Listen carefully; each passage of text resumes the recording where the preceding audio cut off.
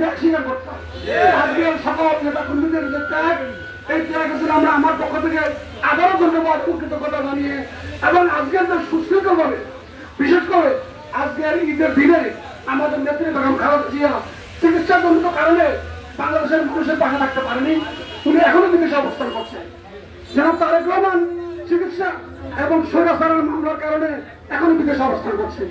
যতদিন পর্যন্ত আমরা বেগম খালেদা জিয়া এবং যেন তারেক রহমানকে বাংলাদেশের মাটিতে ফিরিয়ে এনে রক্ত পুলিশ জনতার মাঝে ফিরিয়ে আনতে না পারবো, ততক্ষণ আমাদের থামার সময় সুযোগ নেই।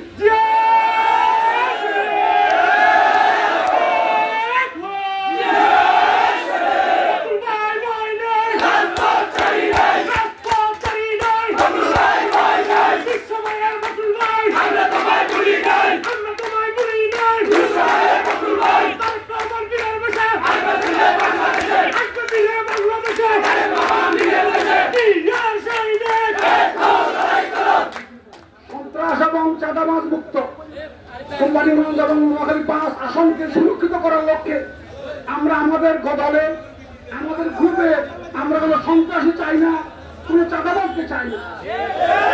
সন্ত্রাস চাঁদাবাজ মুক্ত কোম্পানিগঞ্জ দেখাতে হলে আমাদের আশেপাশে কোনো সন্ত্রাসী এবং চাঁদাবাজকে দেখা দেবেন না। সন্ত্রাসীরা যারা চাঁদাবাজি করে, যারা লুটপাট করে, যারা মানুষের পুকুরের মাছ লুট করে, যারা মানুষের জমি দখল করে, যারা জমি দখল করে, তারা বালিমহল দখল করে, নদী ঘর বিল্ডিং করার ব্যবস্থা করে, তাদেরকে ঘৃণা করার প্রত্যাখ্যান করে সঠিক নেতৃত্ব প্রতিষ্ঠার লক্ষ্যে আমরা সকল ঐক্যবদ্ধ রাখবো। এবং আমাদের শপথ হচ্ছে আজকে এই ঈদের দিনে আমরা 1 মাস দীর্ঘ 1 মাস রোজা রাখার পরে ঈদের পরে আমরা যে শপথ নিলাম, সেই শপথ সত্যের পক্ষে, ন্যায়ের পক্ষে, আমরা মধ্যমের পক্ষে।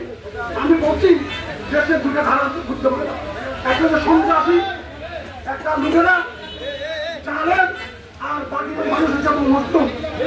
আমরা মজলুমের পক্ষে, আমরা মজলুমের পক্ষে, আমরা অত্যাচারীদের পক্ষে, আমরা অত্যাচারী